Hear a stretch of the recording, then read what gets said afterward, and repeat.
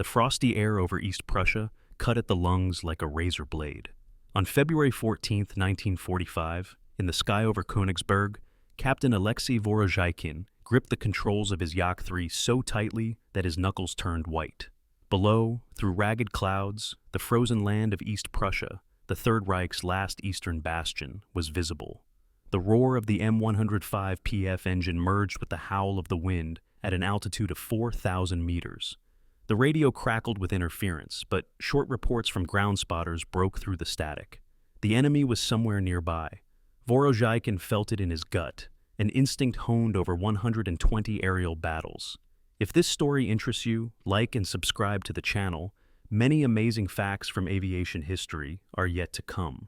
Alexei Ivanovich Vorozhaikin was born in 1912 in the village of Ryabtsevo, Tula Governorate. By February 1945, he had risen from an ordinary pilot to the squadron commander of the 728th Fighter Aviation Regiment. 46 confirmed victories made him one of the most effective Soviet aces. But numbers did not convey the main thing.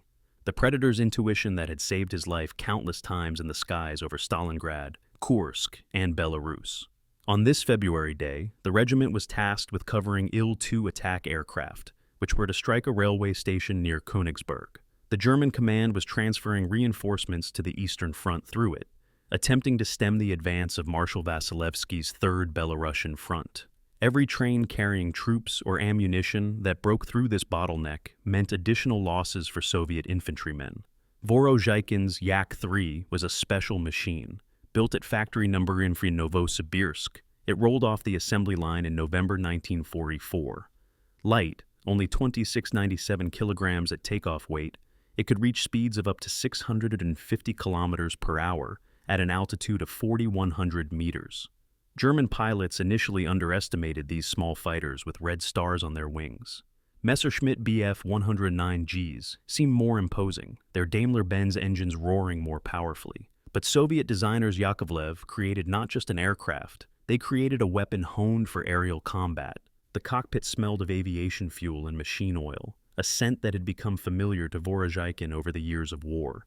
He checked the instruments, engine temperature normal, oil pressure stable, ammunition full. The 20mm Schwack cannon and 2 UBS machine guns were ready for battle. At an altitude of 3,500 meters, to the left of his course, he distinguished the silhouettes of 8 Il-2s under the command of Major Kramarenko. The attack aircraft flew in a tight formation, their armored bodies glinting in the cold February sun. Suddenly, a calm voice from the ground spotter sounded in his headphones. Enemy detected in square 47B, altitude 5,000, course southeast. Vorozhaikin looked up and slightly to the right. At first, he saw only dots against the gray clouds. Then the dots became crosses. Messerschmitt Bf 109Gs from 2 JG-54, Grünherz, Green Heart, a squadron that had fought on the Eastern Front since the first days of the war. The German pilots moved to intercept the attack aircraft with a classic maneuver, from above and out of the sun. The group leader, Oberleutnant Heinz Mirks, was an experienced pilot with 31 victories. In his mind, the Soviet Yak 3 fighters were merely a temporary nuisance, light, underarm machines that could be swept aside with a few accurate bursts. Vorozhaikin pushed the throttle to full. The M105 PF engine responded with a steady roar, and the Yak 3 surged towards the enemy. 5 more fighters from the squadron followed him, all experienced pilots who had endured the fire of the Kursk salient and the liberation of Belarus. Lieutenant Morozov, Senior Lieutenant Kalugin, Junior Lieutenant Semenov, each knew that the lives of their comrades in the attack aircraft depended on the outcome of this battle. The altitude rapidly decreased, 4,000, 4,200, 4,500 meters. The German fighters became increasingly clear. Vorozhaikin could now distinguish individual features of the aircraft, worn paint on the fuselages, differences in camouflage, squadron emblems. The lead Bf 109G flew directly at him, as if sensing which of the Soviet pilots posed the greatest threat. At that moment, at a distance of 800 meters, Vorozhaikin performed a maneuver that no German pilot expected. Instead of a classic head-on approach, he sharply slid left and down, utilizing the Yak 3's superior maneuverability. The maneuver was risky. He could easily fall under the fire of the enemy's wingmen, but the calculation proved accurate. Heinz Merckx, firing into the empty space where the Soviet fighter had been a second ago, realized he had underestimated his opponent. The Yak-3 was now beneath his belly, in his blind spot, and rapidly gaining a position to attack. The German ace attempted to escape the attack with a sharp turn to the right, but it was too late. Vorozhaikin opened fire from a distance of 300 meters. Tracer bullets and cannon shells ripped through the left wing of the Bf-109G. The skin fluttered in shreds, and fuel poured from the punctured tanks. The Messerschmitt shuddered, lost speed, and began to fall, leaving a trail of black smoke behind it. But this was only the first skirmish. The other German pilots, seeing their leader's plane burning, were enraged. They rushed at the Soviet fighters, forgetting their primary target, the attack aircraft. The sky over East Prussia transformed into a deadly carousel of turns, dives, and climbs. In this struggle, every second decided the outcome of the battle. Every degree of turn could be the last. Lieutenant Alexei Gorovets gripped the control stick of his Yak-3, watching as German fighters formed up for battle at an altitude of 4,000 meters. The morning sun glinted off the aluminum fuselages of the Messerschmitts, turning them into silvery specks against the pale sky over the Kursk Bulge.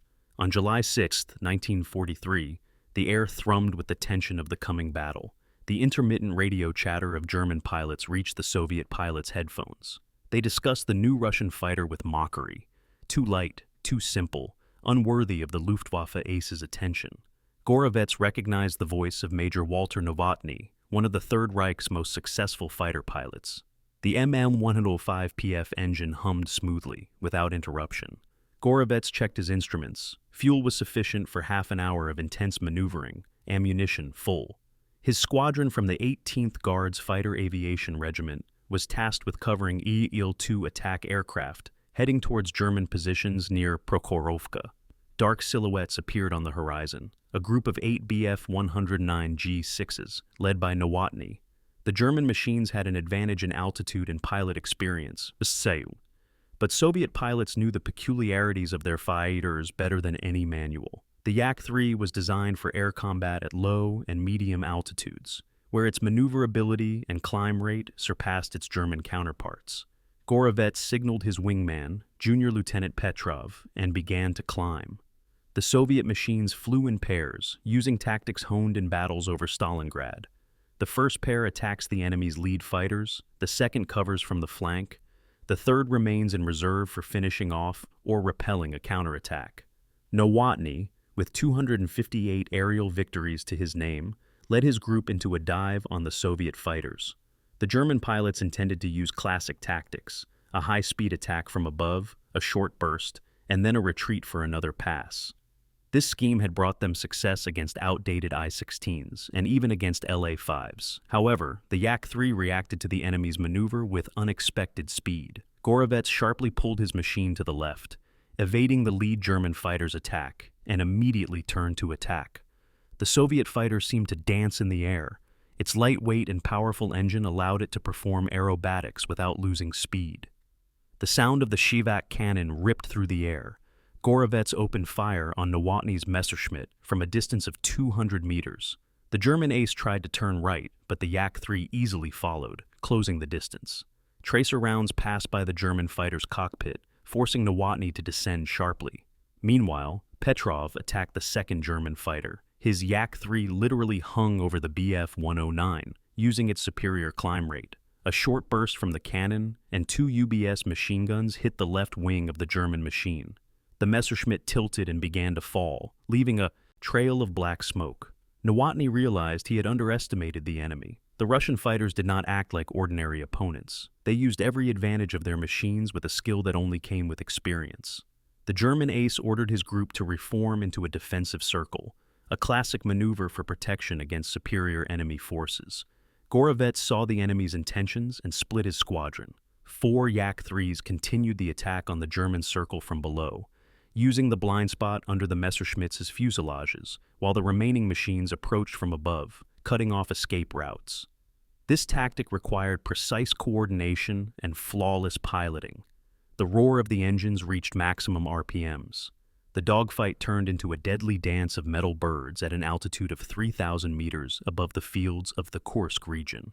For the first time, German pilots faced an opponent who surpassed them in maneuverability and matched them in piloting skill. A third Messerschmitt caught fire from hits by Junior Lieutenant Semenov's shells. The German pilot managed to bail out, his parachute opening over a sunflower field 10 kilometers from the front line. Nowotny watched as his comrades, one after another, fell under the blows of the Russian fighters, whose capabilities were radically different from anything he had encountered. Gorovets pursued a fourth Bf-109, whose pilot tried to escape into the clouds to the west. The Yak-3 caught up with the German machine at the very edge of the clouds. The Soviet pilot's burst was accurate. Shells hit the Messerschmitt's engine. The German fighter lost power and began a forced landing in territory controlled by the Red Army. The remaining 4 German fighters, including Nowotny's machine, tried to break through to their positions, but the Soviet pilots did not let them escape unpunished. The Yak-3 showed its true strength in the protracted dogfight, the ability to maintain energy and maneuverability even after a prolonged battle. The sound of an air raid siren reached them from the ground, where German and Soviet units were preparing for the tank battle near Prokhorovka. But in the sky, the outcome of the struggle was already decided. Nowotny, for the first time in his career, ordered a retreat, acknowledging the enemy's superiority. The sound of M105PF engines filled the pre-dawn silence of Reshetnikovo airfield. Captain Alexei Antipov checked the instrument panel of his Yak-3, his fingers automatically gliding over the fuel system switches. August 14, 1944, promised to be a hot day, and not just because of the summer weather over the Baltics. Senior mechanic Petrov reported the aircraft's readiness, but his words were lost in the growing roar of the propellers. Antipov nodded, pulling on his leather gloves. In his flight suit pocket lay an intelligent summary about German air movements towards the Jelgava railway junction. Smoke from morning campfires drifted low over the field airfield. 6 fighters of the 18th Guards Aviation Regiment prepared for an interception mission. Antipov glanced at young Lieutenant Morozov in the neighboring aircraft. Yesterday's flight school graduate was on his first combat sortie. Squadron Commander Major Savelyev raised his hand, signaling to start engines. The 12-cylinder engines roared to life almost simultaneously, drowning out the last shouts of the mechanics. Antipov felt the familiar vibration beneath his feet. The Yak-3 seemed to impatiently strain for the sky. The first rays of sun touched the fighter's wings as the group began its takeoff roll down the dirt strip. Antipov lifted off third, following the lead aircraft eastward. Below, pine forests and swamps, crisscrossed with trenches and dugouts of the front line, flashed by. At an altitude of 3,000 meters, the air became clearer. Antipov tuned his radio to the guidance frequency, listening to reports from VNOS posts. A group of German Ju-88 bombers was approaching the target, escorted by fighters. Preliminary data indicated 8 enemy aircraft. Major Savelyev led the group to the right, using cloud cover for a stealthy approach. Antipov checked his gun sight, ensuring the Shvak cannon and 2 synchronized BS machine guns were ready. Ammunition was full, 100 shells and 300 rounds per barrel.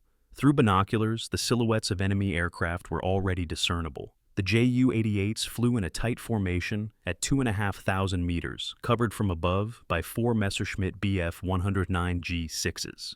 The German fighters looked confident. Their pilots apparently did not expect to encounter serious resistance from Soviet aircraft. Antipov noticed one of the Messerschmitts slightly rocking its wings, a gesture of contempt he had seen in previous battles. German aces considered the Yak-3 easy prey, underestimating the speed and maneuverability of the Soviet fighter. This overconfidence had cost the Luftwaffe dearly in the final months of the war. The command to attack came through the headphones, clear and calm. Savelyev led his group in a head-on attack against the bombers, aiming to break their formation before the escort could intervene. Antipov increased throttle, feeling the Yak-3 obediently gain speed. The first enemy tracers streaked through the air to the right of the cockpit. The German gunner in the Ju-88's tail turret opened fire too early, misjudging the distance. Antipov turned left, bringing the target into his sights. The distance closed rapidly, 400 meters, 300, 200. The Shvak cannon spoke in short bursts. The first series missed. The second hit the bomber's right engine. Antipov saw white smoke pour from the engine, then flames erupted. The Judy began to lose altitude, breaking formation. At that moment, a Messerschmitt dived from above, its cannons already spitting fire. Antipov sharply turned left, using the Yak-3's superior horizontal maneuverability. The German fighter overshot, unable to turn onto the target. Now the initiative passed to the Soviet pilot. Antipov turned, tightening his turn radius to the limit. The Yak-3 responded to the controls like a living thing, allowing him to get on the enemy's tail. The Messerschmitt tried to escape by diving, but it was too late. A short burst from 150 meters. The shells entered the fuselage behind the pilot's cockpit. The Bf-109 shuddered, lost control, and began an uncontrolled descent. A few seconds later, the aircraft crashed into the forest, raising a column of smoke and flames. Antipov looked around, assessing the situation. 2 Jates were already falling, engulfed in flames. Lieutenant Morozov pursued a third bomber, methodically hitting its engines. The remaining German aircraft turned west, fleeing. One Messerschmitt still tried to attack, but Major Savelyev was already on its tail. Antipov watched as the experienced commander closed in on the enemy, choosing the moment for a decisive strike. The German pilot realized the hopelessness of the situation and fled towards his lines at maximum speed. The battle ended 12 minutes after it began. Savelyev's group lost only 1 fighter. Senior Lieutenant Kuznetsov's aircraft was hit at the very beginning of the attack, but the pilot managed to make it back to friendly territory and land at an emergency airfield. Antipov returned to base as wingman, carefully monitoring his instruments. Oil temperature normal, fuel pressure stable. The Yak-3 had once again proven its superiority over the vaunted Messerschmitts, dispelling the myth of the invincibility of German aces. Below, familiar landmarks floated by. The western Dvina River, the Riga-Pskov Highway, the destroyed bridge near the village of Krustpils.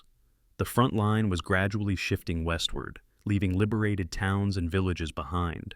Each such sortie brought the long-awaited victory closer. The landing was routine.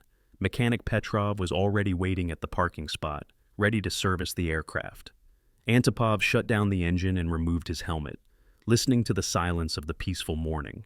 Somewhere in the distance, the dull thuds of artillery could be heard, but here, at the airfield, there was relative calm. In the squadron, headquarters tent, the participants of the sortie were already gathering. Major Savelyev marked the crash sites of downed enemy aircraft on the map, preparing a report for the regiment. Lieutenant Morozov, pale but happy, recounted his first aerial victory. Antipov lit a cigarette and went outside. The sun had risen higher, promising a clear day. The mechanics were already inspecting his Yak-3, preparing it for the next sortie. The war continued, but today's battle showed German aces could no longer feel like masters of the sky over the Baltics. The whistle of bullets tore through the morning silence over Berezovka airfield.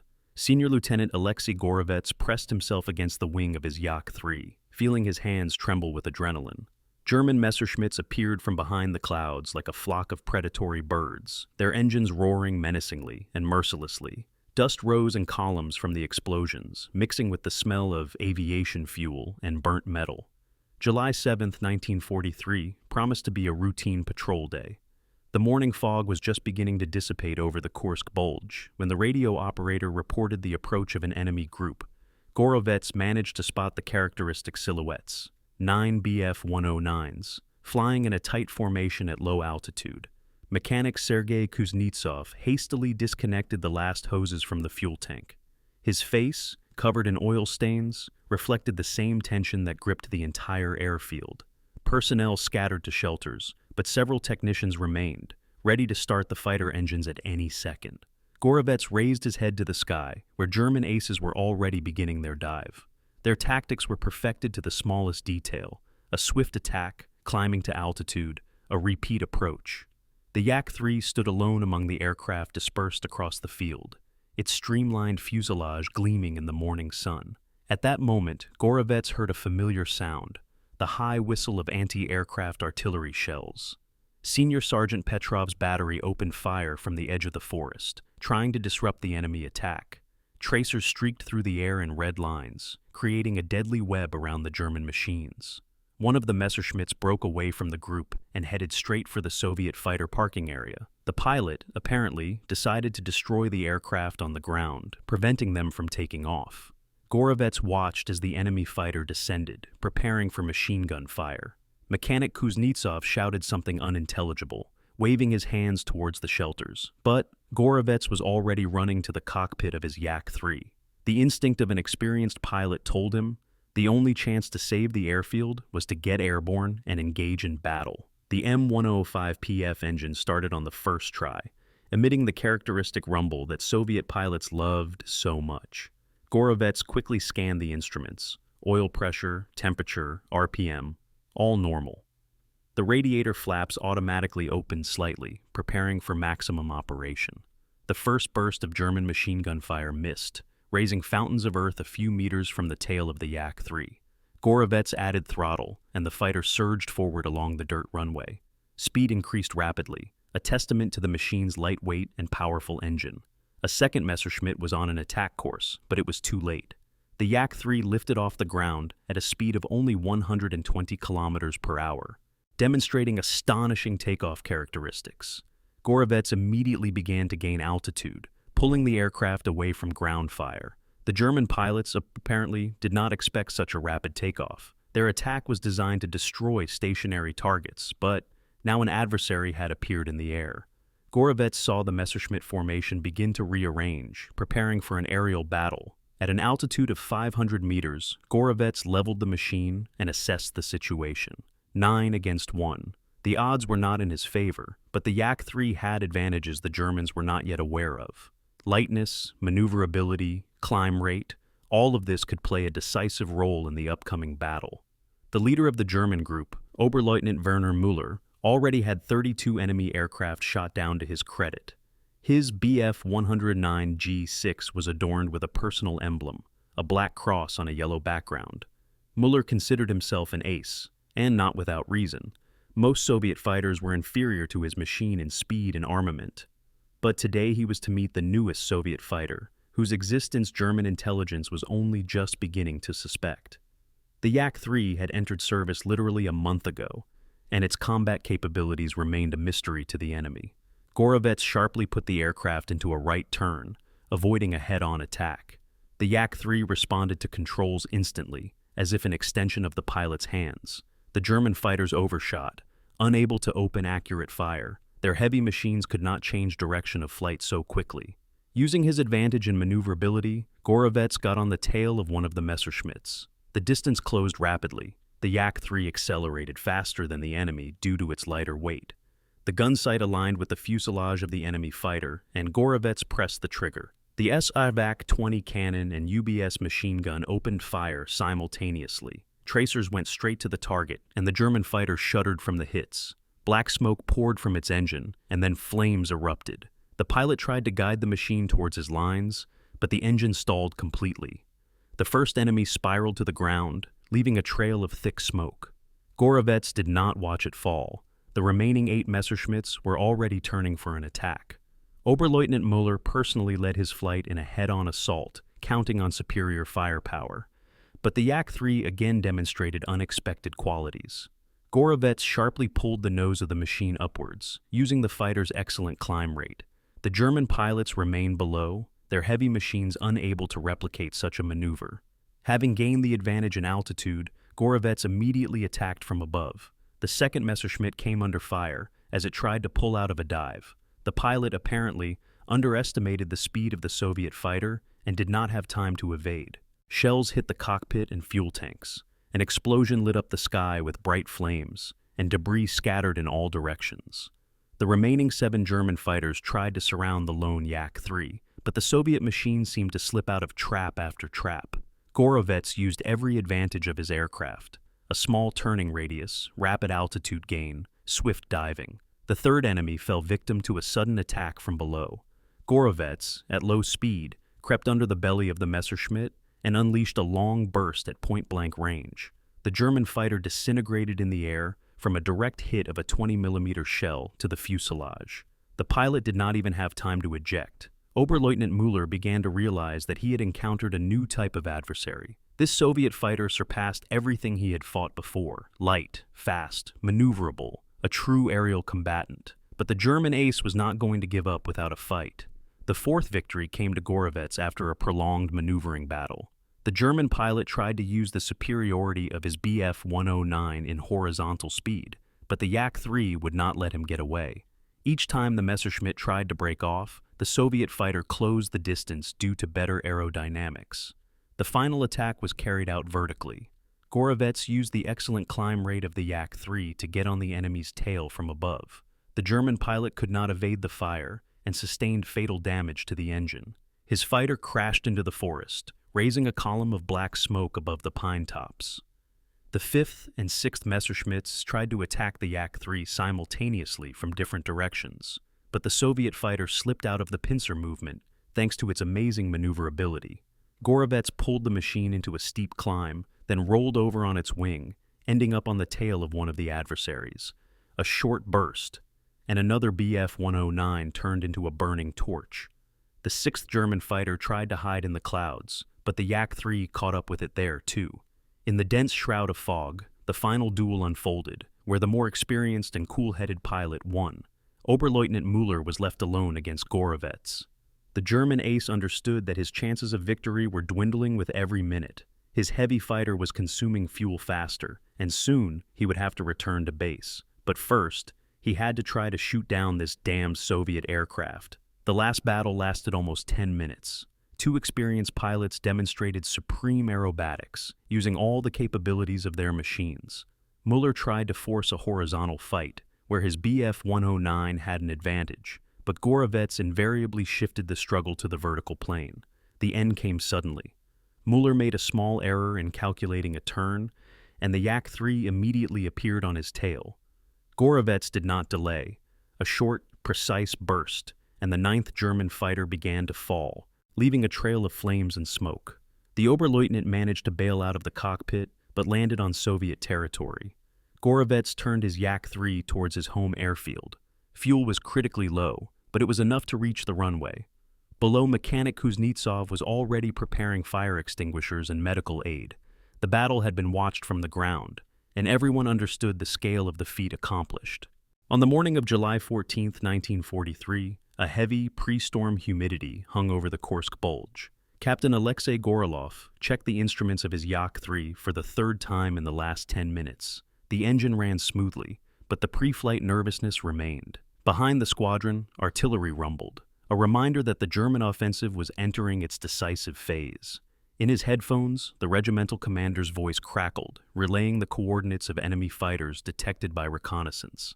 A group of Messerschmitts was approaching the positions of the 13th Army from the northwest. Gorilov glanced at his wingmen. Lieutenants Kuznetsov and Petrov nodded in response, checking their radio communication. The static of the airwaves mingled with the monotonous hum of engines, creating the familiar symphony of war. The Yak-3 gained altitude slower than he would have liked, but Gorilov knew. His machine compensated for this with its maneuverability in combat. At the headquarters of the 16th Guards Fighter Aviation Regiment, Colonel Pakrishkin studied reports from the front line. German aces displayed disdain for the new Soviet fighter, considering it another failure by Yakovlev's designers. Intercepted radio communications mocked Stalin's wooden toys. However, the statistics of recent weeks told a different story. Messer losses were growing. Gorilov spotted the enemy first. A flight of Bf-109Gs was at an altitude of 4,000 meters, clearly underestimating the Soviet fighters. The leading German pilot, an experienced ace by his flying style, led his group in a wide turn, preparing to attack the Il-2 ground attack aircraft that were targeting tank columns. The captain ordered his wingmen to take up an advantageous position. The Yak-3 obediently responded to the control stick movements, demonstrating the ease of handling for which pilots loved it. Gorilov remembered his instructor's words at flight school. The main thing in aerial combat is not speed, but the ability to be the first to take an advantageous position. The German flight began its dive on the Soviet ground attack aircraft. The Führungsmaschine led. Its wingmen spread out in combat formation. The pilot of the leading Messer, Oberleutnant Heinz Schmidt of JG-52, had 37 victories to his name and considered himself invincible on the Eastern Front. His diary would later contain entries about primitive Russian pilots. Gorilov led the attack from above, using the altitude advantage. The Yak-3 dived steeply, its speed increasing, but the pilot controlled every movement. The silhouette of the leading Messer appeared in the sights, a characteristic profile with a protruding radiator and angular forms. The first bursts missed. Schmidt sharply turned left, demonstrating the skill of an experienced ace. The German fighter went into a steep turn, trying to get on the Soviet pilot's tail. But the Yak-3 showed its main feature: incredible maneuverability at low speeds. A carousel of combat ensued in the air. Gorelov used every advantage of his machine, forcing the enemy to work at their limits. The Yak-3 easily entered turns that would be fatal for heavier fighters. The sound of the M105PF engine operating at full afterburner became the familiar music of battle. Schmidt felt the initiative slipping away. His Bf-109G6, superior to the Soviet fighter in speed and armament, could not keep up with the Yak-3 in horizontal maneuvering. The German ace tried to use vertical speed, but the Soviet pilot anticipated this move.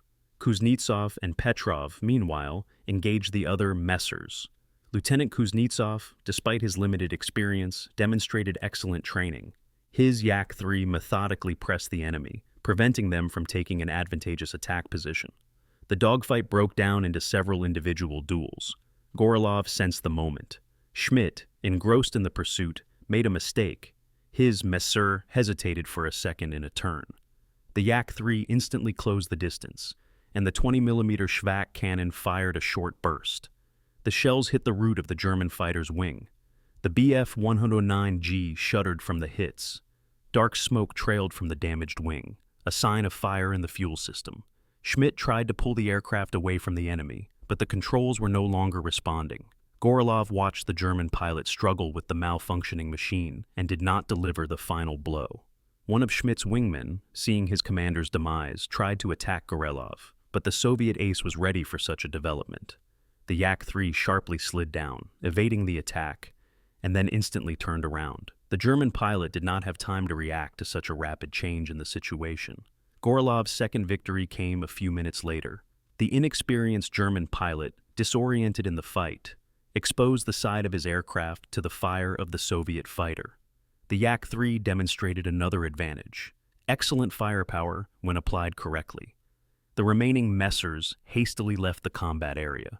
German pilots, accustomed to easy victories over outdated I-16s and I-153s, encountered for the first time a modern Soviet fighter capable of fighting on equal terms with the best examples of the Luftwaffe. The return to the airfield passed in silence. Gorelov pondered the past battle, analyzing every episode. The Yak-3 proved itself a worthy opponent to the vaunted Messers. But, most importantly, Soviet pilots finally had a machine that matched their skill. On the ground crew greeted the returning flight with joy. There were no losses, and the enemy had suffered significant casualties. Mechanic Sergeyev inspected the captain's aircraft. Several bullet holes in the wing were a reminder of the brutality of aerial combat. The Yak-3 had passed the test. That evening, in the regimental headquarters dugout, Pokrishkin recorded the day's results. The pilot's reports were confirmed by ground observers' data. German losses were significant.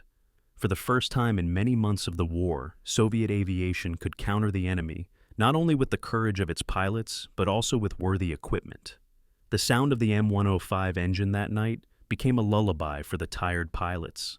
Mechanics prepared the machines for a new day, and Gorelov reread a letter from his wife in distant Tambov. The war continued, but now Soviet pilots had real hope for victory in the air. That night, the German command received the first alarming reports about the new Soviet fighter. Arrogance gave way to caution. The Yak-3 forced the enemy to reconsider their tactics for aerial combat on the Eastern Front. The roar of the Messerschmitt's engine grew increasingly desperate. Major Karl Steiner felt his Bf-109G6 losing speed under a hail of bullets from the Soviet fighter. Plexiglass shards from the shattered canopy dug into his face, and the instrument panel flashed red with emergency system lights. Over his right shoulder, the silhouette of a Yak-3, adorned with red stars on its wings, loomed. On July 18, 1904, the sky over Courland transformed into an arena for a deadly dance of metal birds.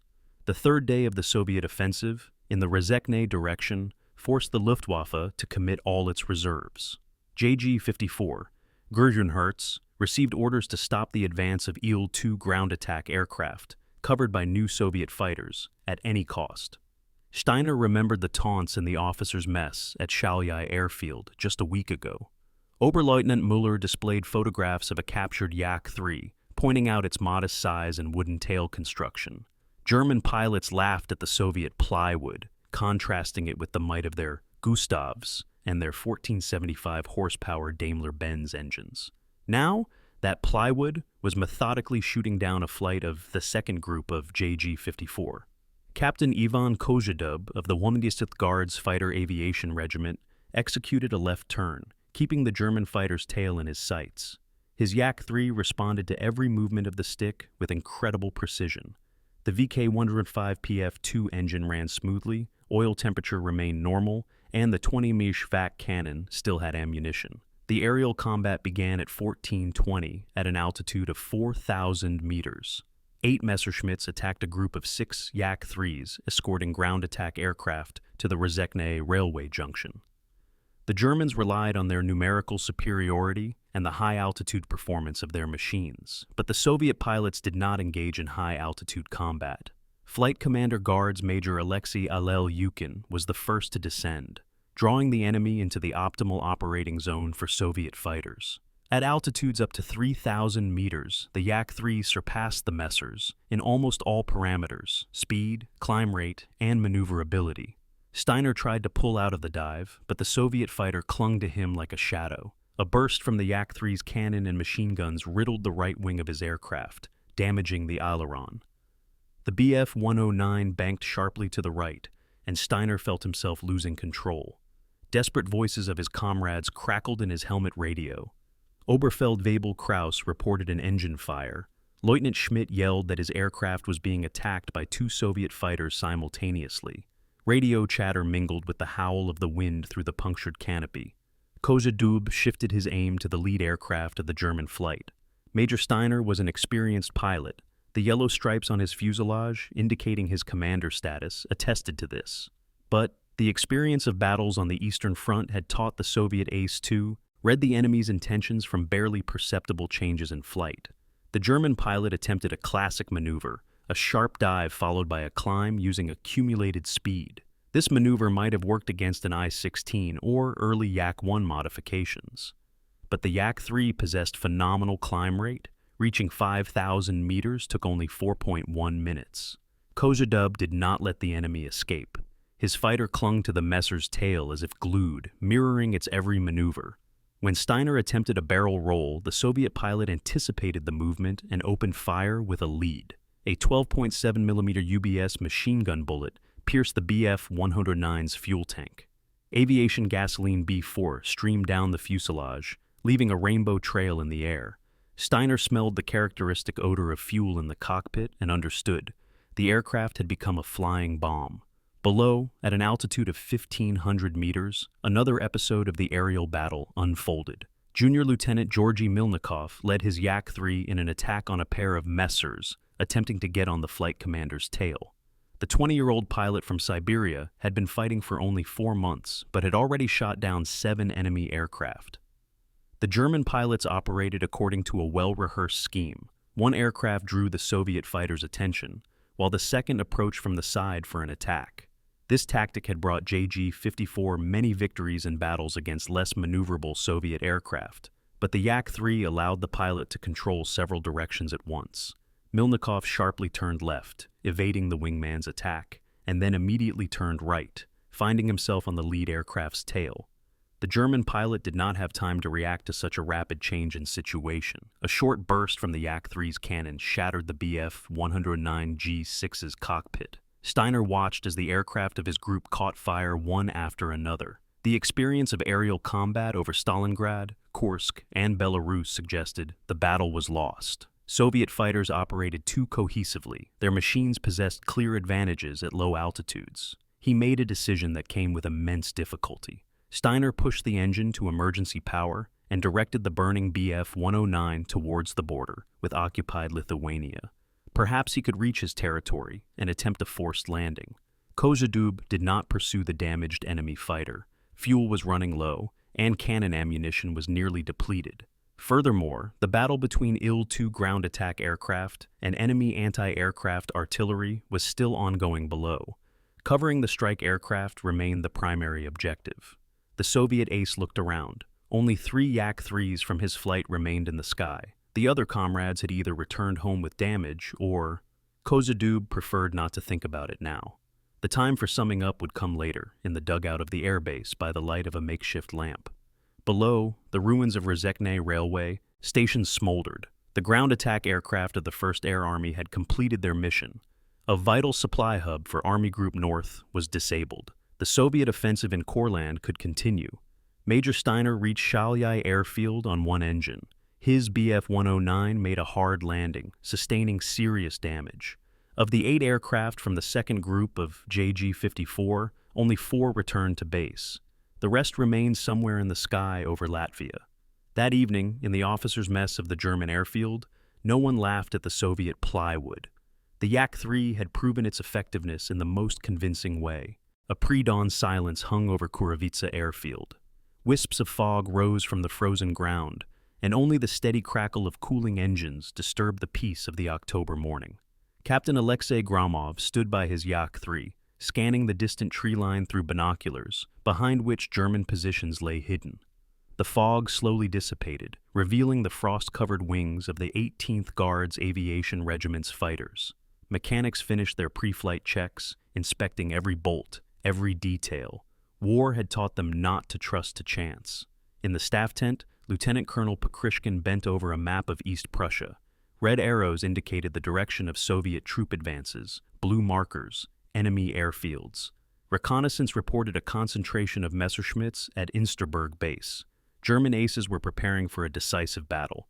Gromov remembered the words of a captured German pilot, taken a week ago. He spoke with contempt about Soviet fighters, calling them wooden toys. He particularly mocked the Yak-3, claiming that 1 Bf-109 was worth 3 of their machines. These words burned in the Soviet ace's heart. The wail of a siren tore through the morning silence. Pilots rushed to their planes. Gromov jumped into the cockpit of his Yak-3 and started the M105 PF engine. The powerful roar of the engine drowned out all other sounds. The ground beneath the wheels trembled with vibration. First to take to the sky was Flight Leader Senior Lieutenant Orakov. Behind him, Gromov and Junior Lieutenant Korshunov. 3 Yak-3s formed up in combat formation and set course east. Below, snow-covered fields and villages, liberated by Soviet troops, drifted by. At an altitude of 4,000 meters, the air was thin and cold. Gromov felt the frost penetrate his fur jacket. His oxygen mask was covered in hoarfrost from his breath. He checked the gun sight, ammunition, and radio communication. Everything was working perfectly.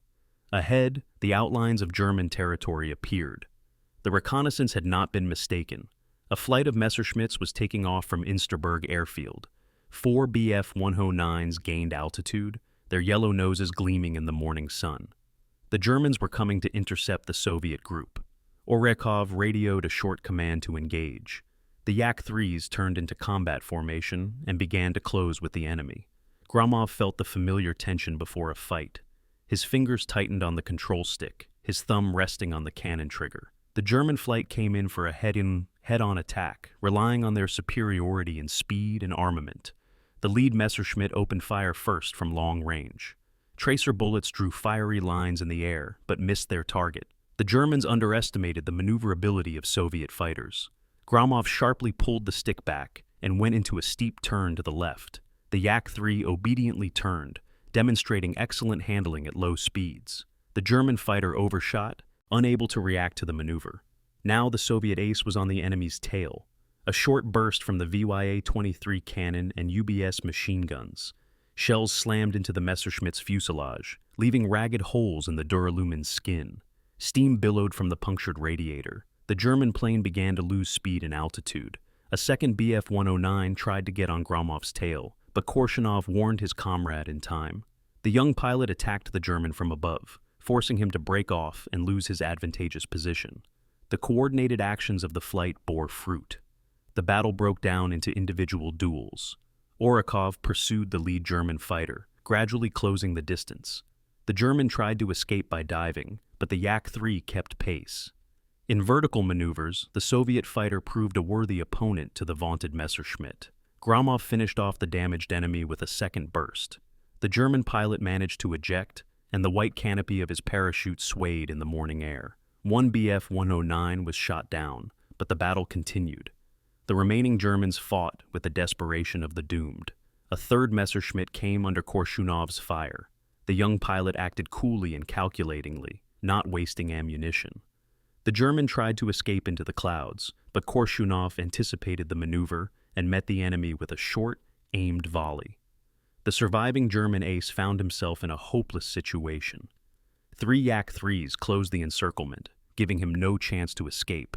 The one who had mocked Soviet fighters just yesterday now maneuvered desperately, trying to save his life. Orakov delivered the decisive blow. His burst hit the Bf-109's engine, and it burst into a bright torch. The burning plane plummeted to the ground like a stone, leaving a black smoke trail behind it. The second parachute did not open. The German pilot perished in the flaming cockpit. The aerial battle lasted no more than 10 minutes, but those minutes changed much. 4 vaunted Messerschmitts were shot down without losses on the Soviet side. The myth of the invincibility of German aces dissipated, like the morning fog over the airfield. 3 Yak-3s turned back. Below, familiar fields and groves were already visible. Gromov felt tired after the battle, but with it, pride for his comrades, for his plane, for his homeland. German aces no longer laughed at the Yak-3. At Kurovitsa airfield, they were met as heroes. Mechanics surrounded the planes, inspecting the traces of battle. Bullet marks on the wings and fuselages testified to the fierce struggle. But all 3 fighters returned home safe and sound. Lieutenant Colonel Pokrishkin personally congratulated the pilots on their victory. Satisfaction was evident in his eyes. Another lesson had been taught to the arrogant enemy. The experience of this battle would become the property of the entire regiment, of all fighter aviation of the Red Army. In the evening, in the officer's dugout, Gromov wrote a letter to his wife. He spoke of his comrades, of new victories, of how the Yak-3 had proven its superiority in fair combat.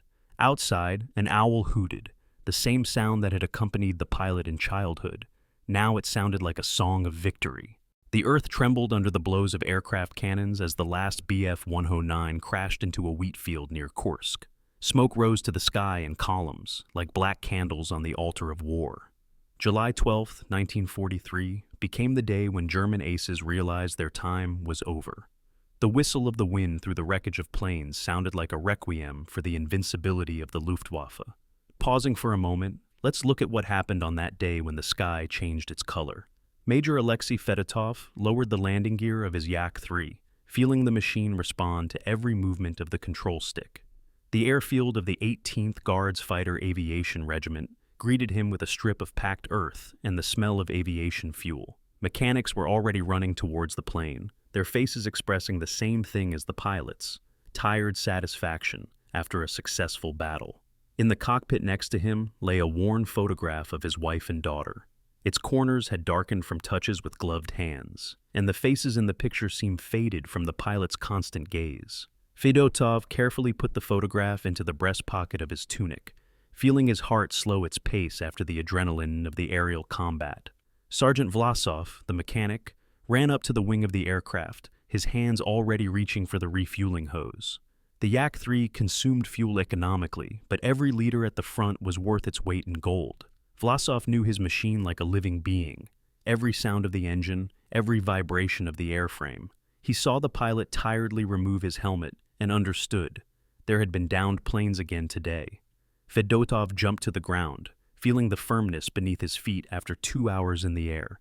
His uniform was soaked with sweat and smelled of leather and metal. The mechanic silently handed him a mug of hot tea from a thermos, a ritual repeated after every sortie. The tea was strong, almost black, with a hint of smoke from the field kitchen. On the regimental commander's clipboard lay intelligence reports. The Germans were transferring their best squadrons to the Kursk area. The names of Luftwaffe aces flashed in the dispatches like terrible legends. Hartmann, Roll, Nowotny. Their combat scores numbered in the dozens of downed Soviet aircraft. But times were changing, and with them, the rules of aerial warfare. The Yak-3, standing in the parking area, did not look like a formidable weapon. Streamlined forms, compact dimensions, modest protective coloring, no superfluous details, no ostentatious power. This fighter was created as a precise instrument, honed for one task, the destruction of the enemy in aerial combat. Every kilogram of weight was calculated, every detail served victory. In the evening, the pilots gathered in the dugout of the regimental headquarters. A kerosene lamp cast uneven shadows on the map of the Kursk Bulge, where red arrows marked the directions of the main attacks. The regimental commander, Lieutenant Colonel Kozadub, studied reports of enemy losses. In recent days, the Germans had lost more aircraft than in the entire spring. Their aces increasingly avoided combat, preferring to retreat to their territory at the appearance of Soviet fighters. Fedotov recalled the morning battle over Poniri. A quartet of Bf-109s was heading for PE-2 bombers when his flight attacked them from above. The German pilots acted according to a well-rehearsed scheme, a sharp maneuver, retreat, and attempt to get on the tail of the Soviet fighter. But the Yak-3 proved more agile. Fedotov remembered how the German ace tried to break away in a dive, but the Soviet fighter easily caught up with him and, with an accurate burst from its 20-meter cannon, tore apart the Messerschmitt's cockpit.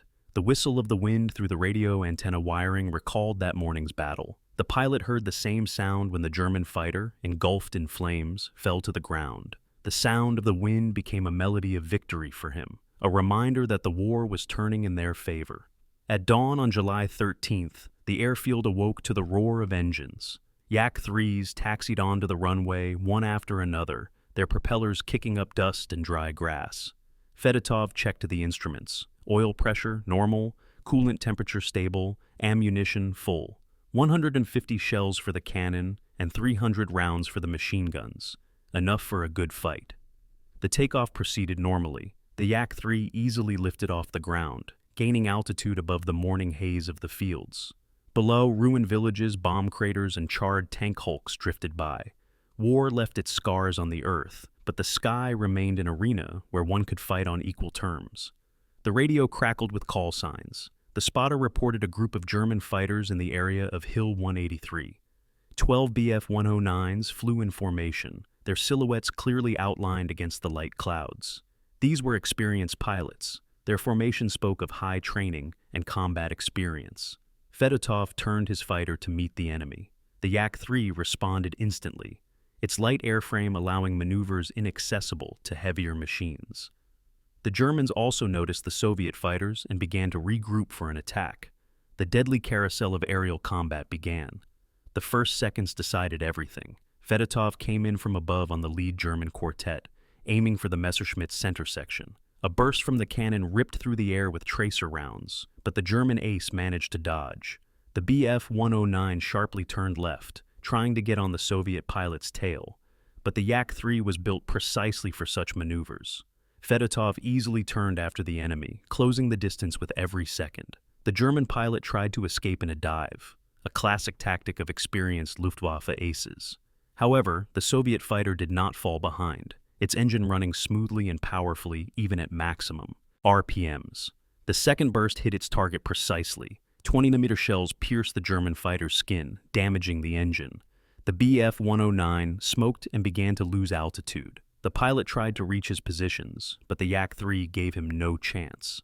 The third burst was the last for the German ace. Aerial combat raged around them. Soviet and German fighters intertwined in a deadly struggle, leaving white trails of tracer bullets in the sky. The Yak-3 demonstrated its superiority in horizontal maneuvering. German aces could not keep up with Soviet fighters in turns. One by one, the Messerschmitts left the battlefield. Some left with damage, others simply couldn't keep up with the pace of the battle. The Yak-3s pursued them all the way to the front line, giving the German pilots no respite. The era of Luftwaffe air superiority was coming to an end. The whistle of the wind through the antenna once again reminded Fedotov of victory. Now this sound meant not only his personal success, but also the turning point of the entire air war. German aces no longer seemed invincible. Their machines were outdated, their tactics had become predictable, and Soviet pilots had learned to fight no worse than their opponents. The return to the airfield was triumphant. Mechanics counted bullet holes in the planes. Pilots shared their impressions of the battle. 8 German fighters were claimed shot down, with the loss of only one Yak-3. The loss ratio had drastically shifted in favor of Soviet aviation. In the evening, Fedotov again took out the photograph of his wife and daughter. The faces in the picture seemed closer than in the morning. Every downed German plane brought him closer to meeting his family, closer to the end of the war. The pilot carefully put the photograph back into his pocket and stepped out of the dugout to breathe the night air. Silence hung over the airfield, broken only by the distant rumble of artillery. The stars shone brightly, not obscured by the smoke of fires. Somewhere to the west, German pilots licked to their wounds after the day's defeat. Somewhere in Luftwaffe headquarters, they reevaluated their air warfare tactics. But time was working against them. Yak-3s were arriving in combat units in ever-increasing numbers. Soviet pilots were gaining experience, and the USSR's industry was increasing its output of aviation equipment. The battle for air superiority had been lost by Germany, even before the German aces realized it. The 18th Guards Fighter Aviation Regiment continued its work. Every day brought new sorties, new battles, new victories. The Yak-3 proved itself a formidable weapon, capable of fighting on equal terms with the enemy's best fighters. Fedotov knew there were still many battles ahead, many trials, but now he was confident in his machine, in his comrades, in the inevitability of victory. The whistle of the wind no longer reminded him of death. Now it sang a song of liberation, bringing closer the day when the last German plane would leave the Soviet sky forever. A new day dawned over the Kursk Bulge, a day when the sky finally changed its color from black to the crimson dawn of victory. Like this story if it touched your heart, subscribe to the channel, and write in the comments what you remember most from this account of a turning point in the history of Soviet aviation.